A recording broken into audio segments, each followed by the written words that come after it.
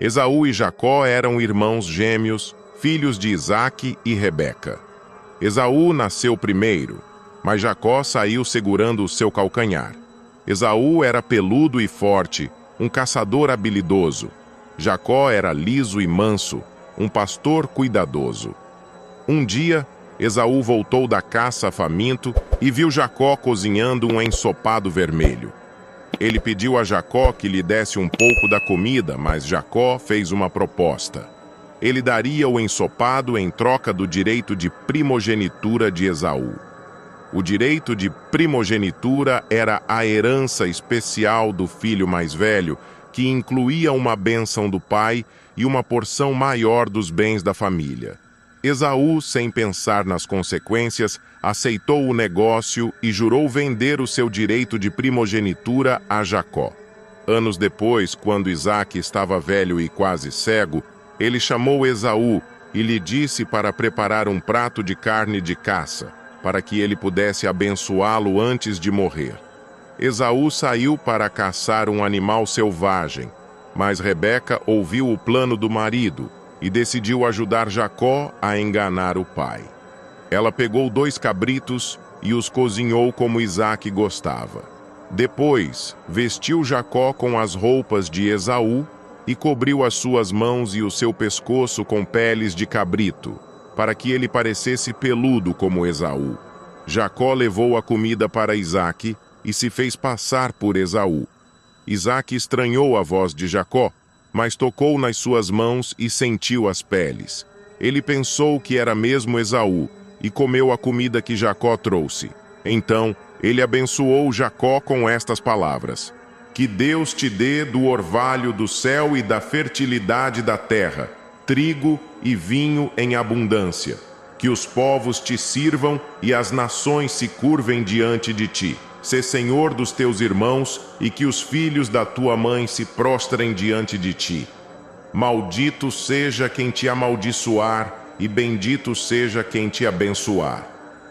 Quando Jacó saiu da tenda de Isaque, Esaú voltou da caça e trouxe a carne para o pai. Ele pediu a bênção de Isaque, mas o pai ficou confuso e perguntou quem ele era. Esaú disse que era o seu filho mais velho, mas Isaque percebeu que tinha sido enganado por Jacó.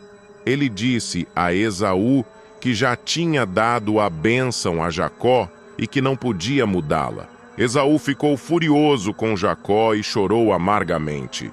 Ele implorou ao pai que lhe desse outra bênção, mas Isaque só pôde dizer: Tu viverás longe das terras férteis, do orvalho que desce do céu.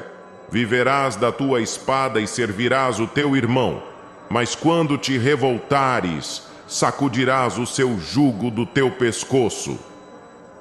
Esaú jurou vingança contra Jacó e planejou matá-lo depois da morte de Isaque. Rebeca soube do ódio de Esaú e mandou Jacó fugir para a casa do seu tio Labão, em Harã. Ela disse a Isaque que não queria que Jacó se casasse com uma mulher cananeia, como Esaú tinha feito, mas com uma mulher da sua parentela. Assim, Jacó partiu para Harã, deixando para trás o seu irmão Esaú. No caminho, ele teve um sonho em que viu uma escada que ligava o céu à terra, e os anjos de Deus subindo e descendo por ela. Deus apareceu a Jacó e lhe prometeu a terra de Canaã, uma grande descendência e a sua proteção. Jacó acordou e chamou aquele lugar de Betel, que significa casa de Deus. Ele fez um voto de servir a Deus e de dar-lhe o dízimo de tudo o que recebesse. Jacó chegou a Harã e se apaixonou por Raquel, a filha mais nova de Labão. Ele trabalhou 7 anos para se casar com ela, mas Labão o enganou e lhe deu Lia, a filha mais velha.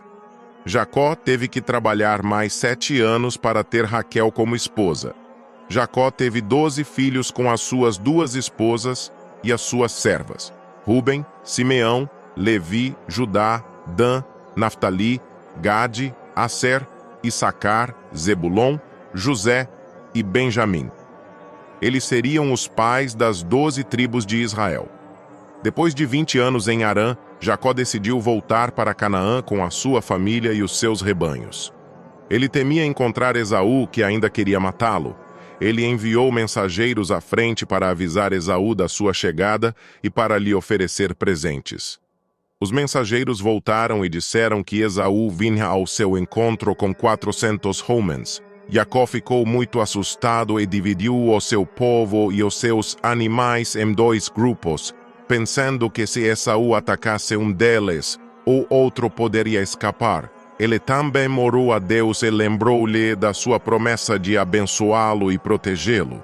Ele escolheu alguns animais dos seus rebanhos e os enviou como presente a Esaú, esperando aplacar a sua ira. Naquela noite, Jacó ficou sozinho no acampamento e lutou com um homem até o amanhecer. O homem era um anjo de Deus, que veio para testar a fé e a coragem de Jacó.